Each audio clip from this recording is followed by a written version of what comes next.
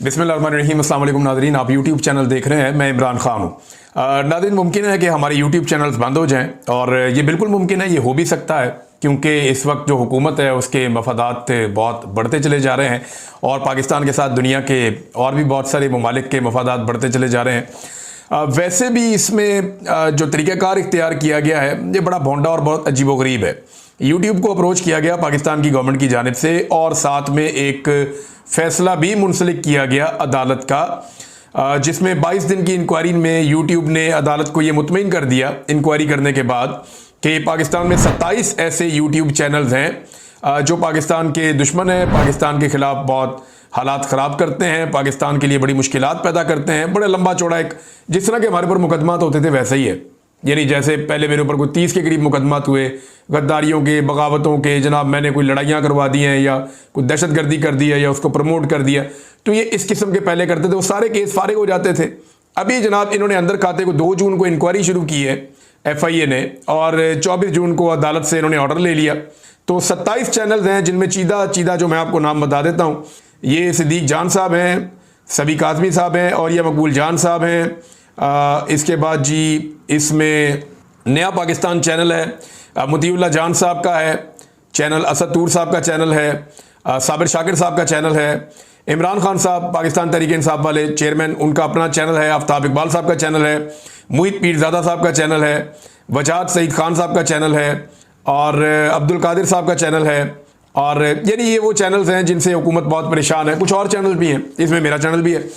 तो ये वो चैनल है जिनसे हुकूमत परेशान है कि ये फैक्ट्स क्यों बयान करते हैं, वो चीज़ें सामने क्यों रखते हैं जो हुकूमत को पसंद नहीं है। यानी हुकूमत जो प्रोपेगेंडा करना चाहती है या कोई मामला खड़ा करना चाहती है तो उसके सामने बंद बांधते हैं प्रोपेगेंडा के सामने। ये वो चैनल हैं जो हुकूमत को पसंद नहीं है, वो हुकूमत के बुरे कामों की तारीफ नहीं करते, ये हुकूमत के बुरे कामों के ऊपर तनकीद करते हैं, ये एस्टेब्लिशमेंट के सियासत में किरदार को तनकीद करते हैं। ये कहते हैं पाकिस्तान में जमहूरियत होनी चाहिए, पाकिस्तान में आज़ादी इज़हार राय होनी चाहिए, पाकिस्तान में रूल ऑफ लॉ होना चाहिए, पाकिस्तान के अंदर जो है वो शख्सी आज़ादियाँ होनी चाहिए, पाकिस्तान में लोगों को बोलने का हक होना चाहिए। और इन तमाम चैनल में से किसी ने भी गालिबन जो चैनल 27 नाम मेरे सामने आए हैं, जिनमें से चंद नाम मैंने आपको बताए भी हैं, इनमें कोई भी ऐसा नहीं है जिसने कोई यूट्यूब की पॉलिसी वायलेट की हो। हाँ, पाकिस्तान की हुकूमत को इस बात का प्रॉब्लम है और जो पाकिस्तान में इस वक्त हुकूमत है उसके बारे में आप सब जानते हैं कि ये जाली हुकूमत है फॉर्म 47 पे। तो अगर ये यूट्यूब चैनल बंद भी हो जाते हैं तो फिर क्या होगा? क्या ये जो लोग हैं इनका मौके बदल जाएगा? क्या हम लोग अपना काम करना छोड़ देंगे? क्या हम ये कहना छोड़ देंगे कि हम ये कहना शुरू हो जाएंगे कि एस्टेब्लिशमेंट करे सियासत में मुदाखलत? हम ये कहना शुरू हो जाएंगे कि अदालत को आप कंट्रोल कर लें, जाके पार्लियामेंट को कंट्रोल कर लें? हम ये कहना शुरू हो जाएंगे कि महंगा पेट्रोल जो है वो सस्ता लगना शुरू हो गया? हम ये कहना शुरू हो जाएंगे कि अवाम को आप जितना मर्जी मारें, आप ही अवाम के सबसे बड़े हमदर्द हैं? हम ये कभी नहीं कहेंगे, ये मुमकिन ही नहीं है, हो ही नहीं सकता। हम कोई और हल ढूंढेंगे, कोई और तरीका ढूंढेंगे, हम सारे फोरम खटखटाएंगे, हर दरवाजे पे जाएंगे। यानी हैरत की बात यह है कि जिन लोगों को 27 लोगों को इस हुकूमत ब्लॉक करवाने जा रही है या उनके चैनल बंद करवाने जा रही है, उनमें से किसी को अदालत ने बुलाकर सुना भी नहीं। भाई अगर जज साहब जो हैं अब्बास साहब, अगर उन्होंने एक फैसला देना ही था और उनका दिल कर रहा था कि उन्होंने ये फैसला देना है और दे ही देना है, तो फिर कम से कम भाई जो दूसरा फरीक है उसको बुला के सुन ले। ये तो अदालत का एक बुनियादी उसूल है ना कि आप दूसरे फरीक को बुलाकर सुनेंगे और सुन के फिर आप फैसला करेंगे कि कौन ठीक है और कौन गलत है।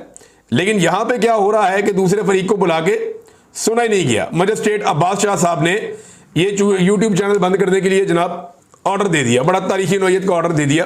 हैरत हुई वैसे मुझे, अदालतें अब इस तरीके से काम कर रही हैं कि 27 में से एक बंदे को भी या तो आप नोटिस करें, हमें बुलाएं अदालत के अंदर, बुला के आप हमें कहें कि जनाब आप बताएं अपनी बात सामने रखें, हुकूमत ने एलिगेशन लगाएं। हुकूमत मेरे ऊपर कोई 2.5 दर्जन मुकदमात करने के बाद एक भी एलिगेशन आज तक साबित नहीं कर सकी, किसी अदालत में मेरी बगावत या गद्दारी साबित नहीं कर सकी। कोई एक खबर, मेरा तजिया तो मेरा अपना तजिया है ना, कोई एक खबर हुकूमत वहां पे मेरी झूठी साबित नहीं कर सकी। 1-2 चीजें जो मैंने मिस रिपोर्ट कर दी थी वो मैंने अपने चैनल के ऊपर ही बाद में कहा कि जी ये खबर ऐसे नहीं थी, ऐसे थी, मैंने उसको ठीक कर दिया। जैसे कि मैंने एक व्लॉग में पीछे कह दिया कि खैबर पख्तूनख्वा में जो कबायली इलाके हैं वहां के 11 MPAs हैं PTI के और 13 टोटल हैं, लेकिन मैंने फिर तस्हीह की अगले व्लॉग में, नहीं वो टोटल 17 है जिनमें से 14 PTI के हैं, क्योंकि PTI ने फिर बाद में इसको अनाउंस किया अपनी एक प्रेस कॉन्फ्रेंस में। तो इस किस्म की मिस्टेक्स हो जाती हैं, हम उनको ठीक भी कर लेते हैं। लेकिन ये अब वो तमाम चैनल्स इनके निशाने पे हैं हुकूमत के कि इन्हें बंद किया जाए। खेल जो है वो खुल गया है, बिल्ली थैले से बाहर आ गई है और अब हुकूमत आवाज़ें बंद करने पे आ गई। और आवाज़ें अगर बंद कर भी दे तो क्या ये हुकूमत लोगों की राय को बदल लेगी? जाओ जाके लोगों में देखो, लोगों की तरफ फिर के देखो। वैसे हम तमाम फोरम इस्तेमाल करेंगे, हर जगह पे जवाब देंगे, अदालत में भी जाएंगे, हम यूट्यूब को भी लिखेंगे और हर फोरम का दरवाज़ा खटखटाएंगे, हर जगह पे आवाज़ उठाएंगे। इंसानी हकूक़ की तंजीमें हैं, जो आज़ादी इज़हार राय के लिए काम करने वाली तंजीमें हैं, ह्यूमन राइट्स ऑर्गेनाइजेशन, हर तरफ हम जाएंगे और जाके बताएंगे कि जनाब पाकिस्तान में क्या हो रहा है। अब ये एक नया हथकंडा है, ये भी करके देख लो। इससे पहले आपने सारा कुछ करके देख लिया ना, सहाफ़ियों को गोलियां तक मारी हैं, अरशद शरीफ जो है वो शहीद हो गया, सहाफ़ियों के ऊपर मुकदमा दर्ज किए गए, बार बार गिरफ्तार किया गया, 10 गिरफ्तारियां तो मेरे अकेले की हैं। इसके बाद जो है वो आपने सहाफ़ियों को जबरी तौर पे लापता किया, मुझे भी लापता किया जबरी तौर पे, और मैं 5 महीने तक वहां पे रह कर आया। अगर उससे आप नहीं जीते ना तो इससे भी आप जीतने नहीं वाले, ना हम आपको जीतने देंगे। हमें 70 साल से मार खा के मार खाने की आदत पड़ गई है। आपको भी मार खाने की आदत नहीं पड़ी, आपको पता चलेगा जब पाकिस्तानी रिटेलिएट करेंगे। नाज़रीन, इमरान खान के बच्चे अपने वालिद की आज़ादी के लिए तहरीक का हिस्सा बनना चाहते हैं, ये अलीमा खान साहिबा ने बाहर जेल के खड़े होकर बताया। ये असल बात क्या है वो मैं आपको बता देता हूँ। उन्होंने कहा जी कि इमरान खान के बच्चे वो वैसे मुतहर्रिक हुए हैं। अभी एक आधा दिन पहले इमरान खान के बेटे कासिम खान का एक ट्वीट भी आया हुआ था अपने वालिद को लेकर, मैंने आपको पिछले वीलॉग में सुनाया भी था। और वो मुलाकातें भी कर रहे हैं, मुतहर्रिक हो रहे हैं, लोगों को कह रहे हैं कि उनके वालिद के साथ ज्यादती हो रही है, इंसानी हकूक़ की तंजीमों को लिख रहे हैं और उन्हें दावत भी दी गई है, बुलाया भी गया है कुछ बड़े बड़ी ऑर्गेनाइजेशंस की जानिब से कि आप आएँ और आकर सिचुएशन हमारे सामने रखें। अब इमरान खान के जो दोनों बेटे हैं सलमान और कासिम, इन्होंने आज खुद फैसला किया है। अब तक की जो इतला है, जो अलीमा खान का कहना है और जो यहाँ यूके में सोर्सेज बता रहे हैं, वो ये बता रहे हैं कि इन्होंने खुद फैसला किया है कि इनके वालिद के साथ ज्यादती की इंतहा हो गई है और अब इन्हें ऐसा लगता है कि सारे दरवाजे बंद होते चले जा रहे हैं, तो इन्हें खुद अपने वालिद के लिए खड़ा होना पड़ेगा, उनकी आज़ादी की तहरीक के लिए। तो उन्होंने अपने वालिद को यह पैगाम भिजवाया जेल में, और इस पे जो अलीमा खान साहिबा ने कहा, उन्होंने कहा कि ये अपने वालिद को उन्होंने चॉइस नहीं दी कि आप इसके बारे में फैसला करें कि हमने क्या करना है। उन्होंने सिर्फ अपने वालिद को इन्फॉर्म किया है, पूछा नहीं है। और सलमान और कासिम ने कहा कि वो अमेरिका भी जाएंगे, वहाँ पे इंसानी हकूक़ के हवाले से सारी दुनिया को बताएंगे कि इमरान खान के साथ क्या हो रहा है। और उन्होंने कहा कि वो पाकिस्तान भी आएंगे और जो इमरान खान साहब की रिहाई की तहरीक है वो इसका हिस्सा बनना चाहेंगे। अब इमरान खान साहब की सोच हो सकता है इससे मुख्तलिफ हो सकता है उनकी अपनी भी यही राय हो कि ये होना चाहिए, लेकिन उनके बेटों ने यह डिसाइड किया है कि वो ये करने जा रहे हैं। अब नाज़रीन, इमरान खान साहब ने जो जेल से पैगाम भेजा वो भी मैं आपके सामने रख देता हूं। उन्होंने तहरीक का आगाज़ कर दिया है 5 अगस्त तक के लिए। उन्होंने कहा सारे तैयार हो जाएं और एक बड़ी तहरीक पाकिस्तान में शुरू करें। पाकिस्तानी अपनी आज़ादी और रूल ऑफ लॉ के लिए खड़े हों। जुडिशरी के हकूक़ ले लिए गए हैं, इंसाफ कहीं से नहीं मिलता, पाकिस्तानी अपने हकूक़ के लिए खड़े हों। अलीमा खान ने कहा कि हम भी निकलेंगे, हमारा ख़ानदान भी निकलेगा, अगर हम पकड़े गए तो हमारे बच्चे निकलेंगे, हम हर जगह पे जाएंगे और जाकर इमरान खान के लिए आवाज़ उठाएंगे। इमरान खान की बहन जो नौरीन न्याजी हैं, उन्होंने स्टेटमेंट एक दिया, वो भी मैं आपके सामने भी रख देता हूं। उन्होंने कहा कि इमरान खान से मिलकर मुझे खुशी हुई, लेकिन तकलीफ भी होती है। इन पर वो जुल्म किया जा रहा है जो आज तक किसी कैदी के साथ पाकिस्तान में नहीं हुआ। ये नौरीन न्याजी ने इमरान खान से मुलाकात के बाद ये गुफ्तगू की है। अलीमा खान ने एक बात की इमरान खान साहब से मुलाकात के बाद, वो मैं चाहता हूं कि मैं आपको सुनवाऊं। और ख़ास तौर पे एक तो अगस्त के हवाले से उन्होंने बात की। दूसरा, अलीमा खान ने कहा कि इमरान खान ये नहीं कह रहे कि मुझे जेल से निकालने के लिए आप सब निकलें। उन्होंने कहा कि इस जालिम के खिलाफ, इस जुल्म के खिलाफ अपनी आज़ादी की खातिर और 26वीं तरमीम जिसने आपका रूल ऑफ लॉ दफन कर दिया है उसके खिलाफ निकलें। आप सब ने अपनी आज़ादी के लिए निकलना है। इमरान खान तो कहते हैं कि मैं जेल में भी आज़ाद हूं और आप लोग बाहर होकर भी कैद हैं। वो अपने लोगों की खातिर जेल में बैठे हैं। ये जनाब अलीमा खान साहिबा ने कहा। अब आ जाए नाजरीन, जो अलीमा खान साहिबा ने जो पार्टी के लिए एक पैगाम इमरान खान साहब का है वो ज़रा सख्त है पैगाम, ज़रा वो आप खुद ही सुन लें। अलीमा खान साहिबा क्या कह रही हैं पार्टी के लोगों से कि इमरान खान साहब ने जेल से जो लोग असेंबलियों के अंदर बैठे हुए और चीज़ों को नॉर्मलाइज कर रहे हैं, वैसे आजकल विजुअल्स आ रहे हैं, कोई किसी को मिल रहा है, कोई किसी को मिल रहा है। अभी गंडापुर साहब का भी आया हुआ है, इस पर बाद में बात करेंगे, लेकिन अलीमा खान साहब ने क्या कहा, जरा ये आप सुनिए इमरान खान साहब का पैगाम। मैं दे देती हूँ। उन्होंने कहा है जो असेंबलियों में आप इनके आगे घुटने टेक रहे हैं और आप इनके साथ समझ रहे हैं कि आप असेंबली खेलेंगे, आपको असेंबलियों में वोटर ने भेजा है। आपका काम है अपने वोटर की आवाज सुनना और आपका काम है अपने वोटर की नुमाइंदगी करना। आपने ऊपर किसी को जवाब नहीं देना, आपका जवाबदेही सिर्फ अपने वोटर की आवाज करना और उसकी जो वो आपसे डिमांड करता है उसको पूरा करना है। तो आप जब घुटने टेक देंगे इनके आगे, तो ये वो बता रहे हैं कि ये इसके बाद आपकी सियासत भी खत्म होगी और ये आपको क्रश कर देंगे। ये अलीमा खान साहबा ने इमरान खान साहब का पैगाम बाहर पहुंचाया। इसके साथ ही जोड़ देते हैं गंडापुर साहब की तरह ये फोटो देख ले। फैसल करीम कुंडी साहब के पास वो गवर्नर हाउस में गए, क्योंकि वहां पे एक चीफ जस्टिस जो है वो हलफ उठा रहे थे खैबर पख्तूनख्वा पेशावर के, और इस मौके पर गंडापुर साहब भी गए, वहां पे अमीर मुकाम साहब भी गए। अमीर मुकाम साहब और गंडापुर साहब एक ही सोफे पे बड़े खुशगवार मूड में बैठे थे। सामने जो है वो फैसल करीम कुंडी साहब जो हैं वो भी बड़े खुशगवार मूड में बैठे थे। और यानी ये अब लोग जो है वो ये भी कहते हैं कि अवामी मफाद में या पब्लिक इंटरेस्ट में ये लीडर्स इकट्ठे हो जाते हैं, और पब्लिक इंटरेस्ट में इन्हें इकट्ठे होकर बैठना पड़ता है। लेकिन पब्लिक का इनके इकट्ठे होने में या इनकी मुलाकातों में कोई इंटरेस्ट नहीं है, ये भी एक हकीकत है। और अदालतें कितना का इंसाफ दे रही है ये भी सारा पाकिस्तान जानता है।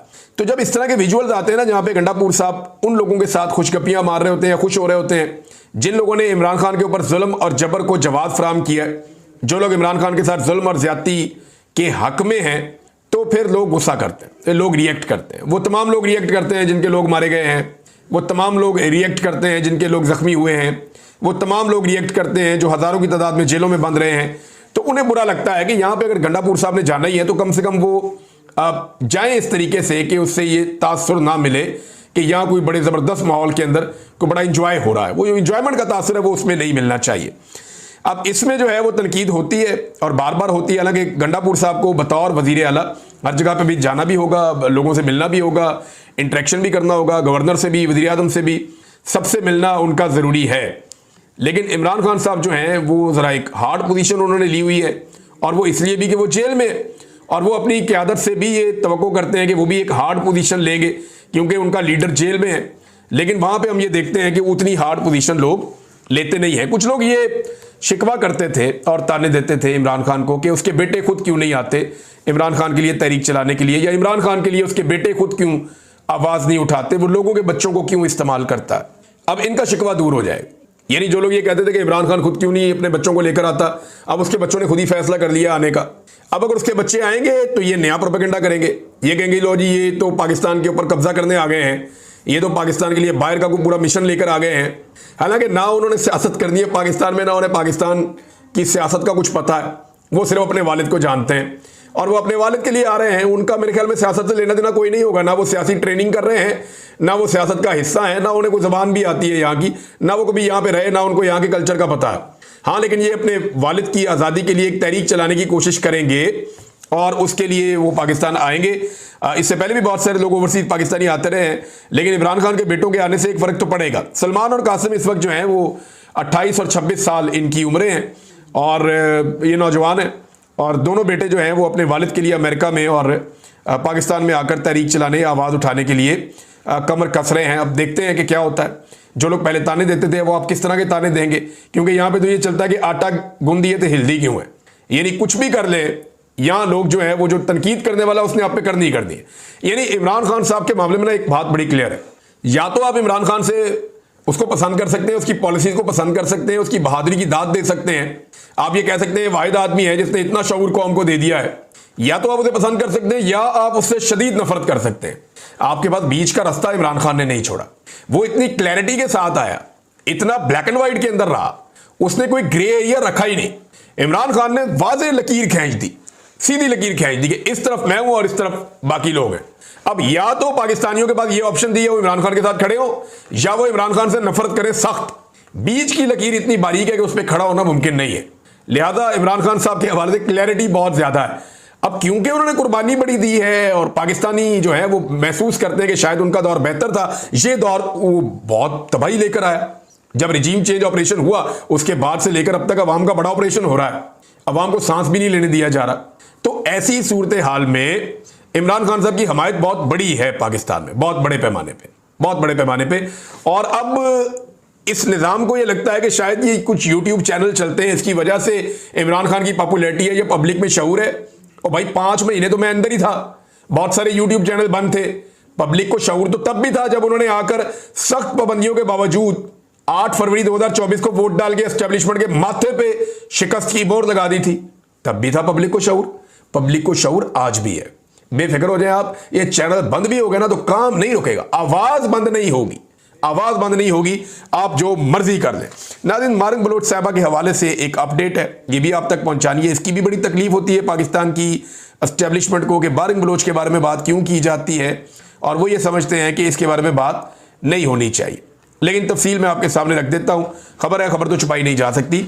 समीदीन बलोच साहबा ने यह ट्वीट किया कि आज सुबह डॉक्टर मारिंग बलोच और BYC की क़यादत की 3 MPOs को अचानक खत्म करके उन्हें इंसदाद दहशतगर्दी की अदालत में पेश कर दिया गया। 3 महीने तक इनको 3 MPO के तहत रखा, पहले कैद जेल के अंदर बंद रखा, उसके बाद इजाफी 15 दिन बंद रखा, और उसके बाद अचानक से उन्हें जो है वो दहशतगर्दी की अदालत में पेश कर दिया गया, जहां उन्हें मनगढ़ंत FIRs के तहत 10 रोजा रिमांड पर कोयटा पुलिस के हवाले कर दिया गया। नादिर बलोच के मुताबिक आज ही तीनों MPOs के हवाले से जजेस पर मुश्तमिल बोर्ड का इजलास मुतवक्के था, मगर इजलास से महज चंद घंटे कबल मशकूक अंदाज में MPO खत्म की गई और रहनुमाओं को झूठे मुकदमात में गिरफ्तार करके अदालत पेश कर दिया गया।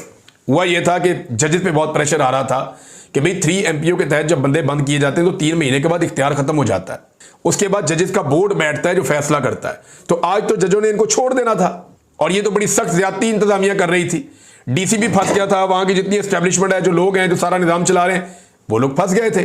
तो आज उन्हें बचाने के लिए इससे पहले कि अदालत बैठती या वो जजेस का बोर्ड बैठता, ये फौरी तौर पे उसको लेकर पहुंच गए मारिंग बलोच को और उनके साथियों को। एक व्हील चेयर में भी लेकर आए, को बुजुर्ग लोग भी हैं। मारिंग बलोच की अपनी भी 2-4 तस्वीरें जो है मंजर आम पे आई हैं।